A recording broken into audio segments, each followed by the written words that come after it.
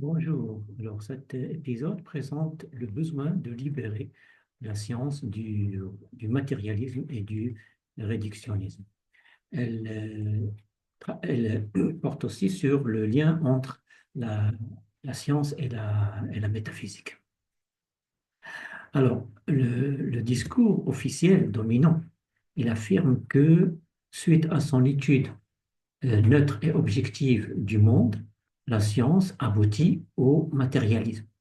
Et donc, selon ce discours-là, si la majorité des scientifiques sont matérialistes et athées, c'est parce que la science conduit de manière objective et neutre au matérialisme et à l'athéisme. Et non parce que la science se base au départ sur un socle métaphysique qui est essentiellement matérialiste et athée. Alors, qu'en est-il en réalité? C'est ce qu'on va essayer donc d'expliquer. Alors, plusieurs personnes pensent que la science est neutre et objective et qu'elle est indépendante de la métaphysique, indépendante des croyances, des convictions métaphysiques et de la foi.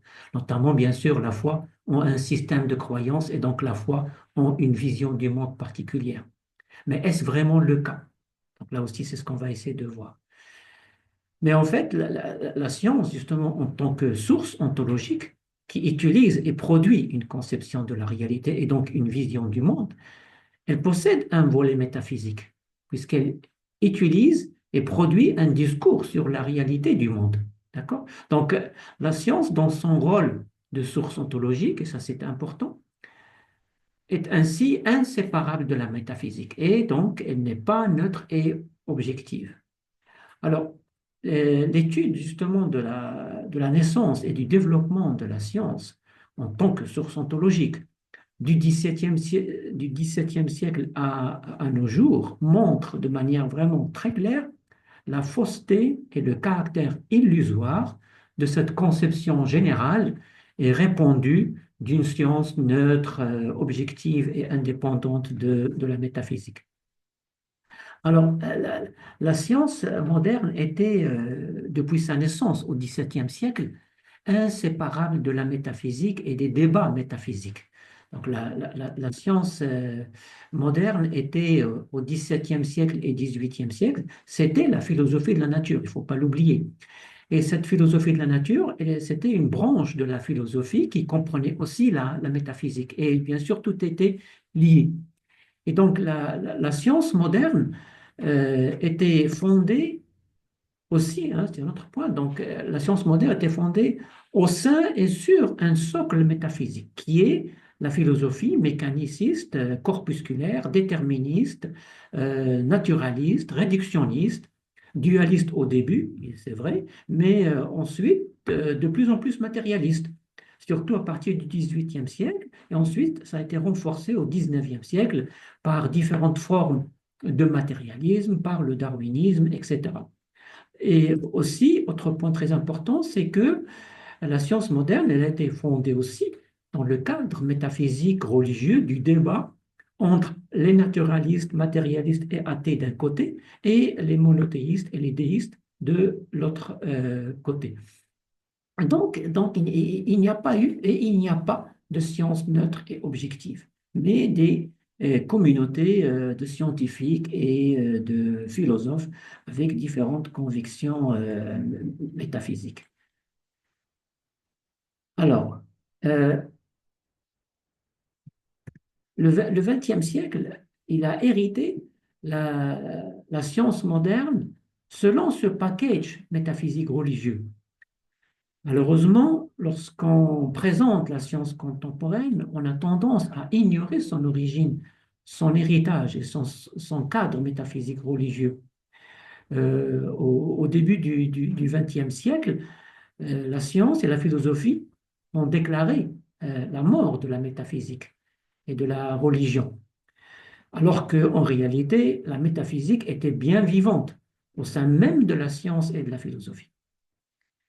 Euh, en fait, le naturalisme, matérialisme, athéisme, moderne et contemporain, constituent plus qu'une métaphysique de la science contemporaine. C'est devenu la religion prédominante des temps modernes et contemporains. Et donc, avant le XVIIe siècle, la science baignait dans le cadre de la religion chrétienne et musulmane auparavant. Mais après le XVIIe siècle, la science baignait dans le cadre de la religion, naturalisme, matérialisme, athéisme. Donc, en tout temps, la science baigne dans un cadre métaphysique particulier. Alors, au début du XXe siècle, la réalité du monde, selon la science, était déterminée justement par ce socle métaphysique qui est le matérialisme, naturalisme, réductionnisme, déterminisme, athéisme, etc.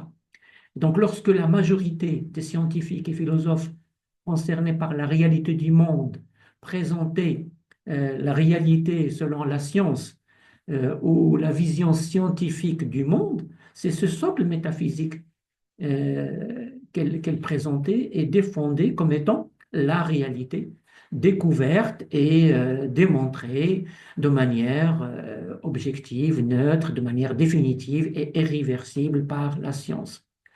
Malheureusement, cette majorité, en fait, elle avait tendance à ignorer ou oublier que cette présentation prend racine dans et se base sur un cadre métaphysique religieux préexistant. Donc, le rapport de la science contemporaine avec la métaphysique ne diffère pas du rapport de la science moderne avec la métaphysique. Et en fait, on constate le renforcement du lien entre la science contemporaine et son socle métaphysique, et non le contraire. Donc, on constate en effet la défense virulente, religieuse et pratiquement dogmatique du naturalisme, matérialisme, athéisme au nom de la science, avec la conviction qu'on défend la science et non une métaphysique particulière. D'où justement la grande illusion qu'on crée chez plusieurs personnes.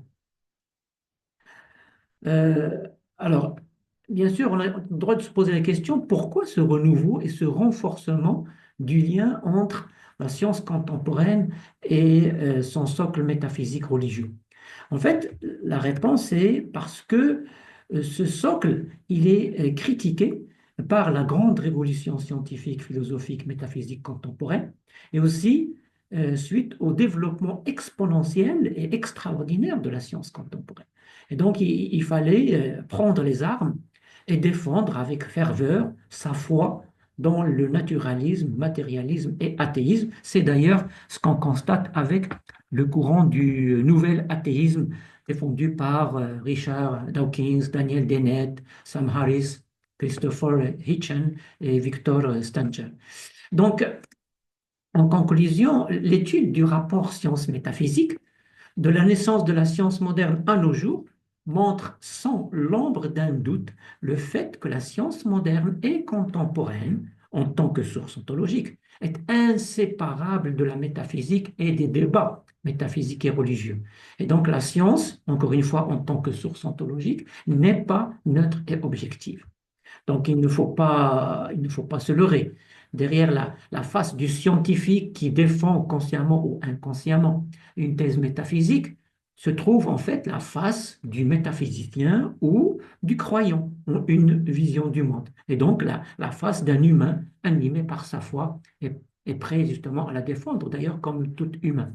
Donc la connaissance scientifique, philosophique et la croyance foi sont intimement liés dans le cadre justement de la science, encore une fois, en tant que source ontologique. D'ailleurs, les débats autour de l'origine de l'univers, l'origine de la vie, l'évolution de la vie biologique, la nature de l'esprit, de la conscience, du fine-tuning, la nature des lois de la nature, la finalité, etc. Tous ces débats-là montrent et illustrent clairement cette réalité fondamentale de la non-séparabilité de la science et de la métaphysique que l'establishment scientifique, philosophique, intellectuel ignore ou marginalise. Alors, comme exemple, justement, le fait que des scientifiques déclarent l'hypothèse spéculative et fantaisiste du multivers en tant que réalité scientifique, ça c'est vraiment un acte de foi, exactement identique à l'acte de foi des scientifiques monothéistes qui affirment, qui défendent Dieu. Et donc affirmer que l'hypothèse du multivers est une thèse, une théorie scientifique, c'est en fait une tentative pour cacher la motivation métaphysique religieuse et l'acte de foi sous-jacent à cette affirmation. De même, continuer à défendre le matérialisme, le réductionnisme et la théorie darwinienne de l'évolution au nom de la science, malgré toutes les études et critiques scientifiques, philosophiques qui montrent la nécessité de les rejeter, renvoie aussi à un acte de foi et à une conviction religieuse aussi dogmatique que les convictions religieuses et dogmatiques qu'on trouve dans les communautés religieuses ou chez les créationnistes. Donc, il importe d'accepter la réalité en fait pour ce qu'elle est, c'est-à-dire que les scientifiques et les philosophes, matérialistes ou athées, sont tout aussi religieux que les scientifiques et philosophes monothéistes. Alors, ici, il faut rappeler un point très important, c'est que au niveau de la science contemporaine, il y a deux courants opposés, majeurs. Il y a le courant dominant réductionniste matérialiste, qui est bien sûr, qui hérite la première révolution, et le courant systémique et non substantialiste, qui défend la seconde révolution. Il est minoritaire, il est vraiment progression continue. Alors, le premier courant maintient toujours que la science conduit au matérialisme, alors que le second courant, il affirme, entre autres bien sûr, que la science déclare la mort du réductionnisme, du matérialisme et du substantialisme. Et alors, bien sûr, il faut, bien sûr, comme on va le voir tout de suite, la seconde révolution, elle est meilleure que la première. Il faut rappeler en premier que la seconde révolution se base sur le progrès exponentiel de la science et de la philosophie contemporaine, et que, en fait, c'est une révolte contre la première révolution. D'accord? Donc, en fait, concernant la recherche de la réalité, la seconde révolution, avec son approche systémique et sa métaphysique non substantialiste, est définitivement meilleure que la première révolution avec son approche réductionniste et sa métaphysique matérialiste substantialiste. Justement, le premier ouvrage de l'auteur et le second ouvrage montrent clairement ce constat-là. Alors, en fait, pour une personne qui ne cherche pas à défendre sa foi dans le matérialisme, mais qui cherche vraiment la réalité, le choix est très clair. Le choix est très clair entre la première révolution et la seconde révolution. Donc, vraiment, il importe de libérer la science et la philosophie du réductionnisme, du matérialisme et du substantialisme. Rappelons aussi que le monde moderne et contemporain, il a vu depuis le XVIIe siècle l'apparition, le développement et la domination à l'échelle mondiale d'une nouvelle religion séculaire qui est le naturalisme, matérialisme, athéisme, qui s'est approprié la science et la philosophie et qui a été couplée au capitalisme, à l'individualisme et au consumérisme, produisant le cycle infernal surproduction, surconsommation, surexploitation et bien sûr la domination, l'exploitation, la violence, les guerres, l'injustice, les inégalités, la destruction, etc. Donc, pardon. Donc, il est grand temps de se libérer de tout cela en libérant la science et la philosophie du réductionnisme, du matérialisme et du substantialisme. Alors, dans la prochaine playlist de la chaîne Recherche de la réalité, on va présenter l'ouvrage en plusieurs épisodes. La science déclare la mort du matérialisme, du substantialisme au non-substantialisme. Et donc, si vous trouvez la chaîne et les épisodes intéressants, n'hésitez pas, s'il vous plaît, à vous abonner à la chaîne, à cliquer sur j'aime, à partager et à activer la notification pour recevoir une annonce suite à la disponibilité d'une nouvelle épisode. Merci pour votre attention et à la prochaine.